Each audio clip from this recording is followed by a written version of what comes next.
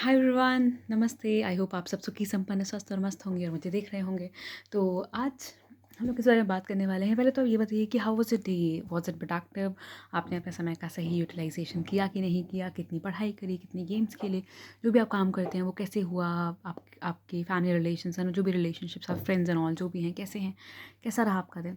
अच्छा, एक और चीज़, मुझे नहीं अभी अचानक से एक लाइन याद आई जो मैंने आज से कुछ सालों पहले मानव कौल जी की एक नॉवल में पढ़ी थी। उस नॉवल में लिखते हैं कि मैं एक बहती हुई नदी में हाथ डाला और मैंने बाहर निकाला हाथ।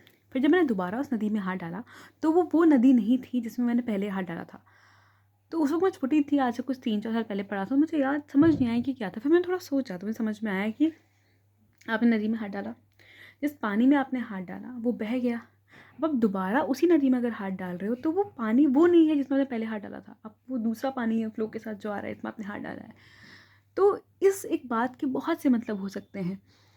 सबसे इम्पॉर्टेंट मतलब जिससे निकल कर आता है, वन ऑफ दोज मतलब या वन ऑफ दोज मीनिंग्स इस समय कि अगर आज 9 फरवरी है और 9 फरवरी बीत जाता है तो कल मेरे पास एक और दिन होगा, लेकिन वो 9 फरवरी नहीं होगा। वो 9 फरवरी 2026 सोमवार नहीं होगा, वो 10 फरवरी होगा।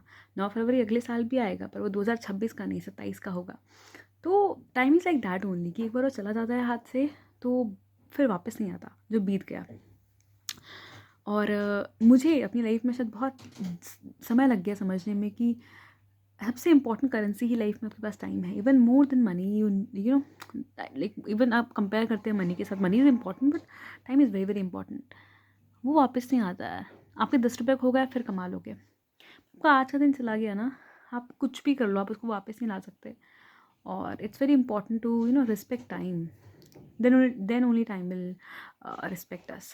हाँ, तो अगर आपको लगता है कि आप भी अपना दिन में समय वेस्ट करते हैं तो कोशिश कीजिए कि धीरे धीरे ही सही बाय प्रैक्टिस आप अपने समय को बचाइए और जितना हो सके प्रोडक्टिव कीजिए। बिकॉज मैं भी लाइफ में एक बार ये उल्टे काम कर चुकी हूँ कि मैंने अपने समय का रिस्पेक्ट नहीं करा उस तौर पे जिस तौर पे करना चाहिए था, और फिर हम खुद को बहाने देने लगते हैं। दैट इज़ रॉन्ग, वो हमें नहीं करना चाहिए। तो अगर आप अभी कैसा करते हैं तो जाग जाइए, सवेरा जल्द लाइए अपने जीवन में, नहीं तो देर हो जाएगी। कहते हैं ना, बाद में चाय ठंडी हो जाती है, like that only. So all the best for tomorrow, और आप सब सुखी संपन्न स्वस्थ और मस्त रहें और प्यार बांटते रहें। Good night everyone.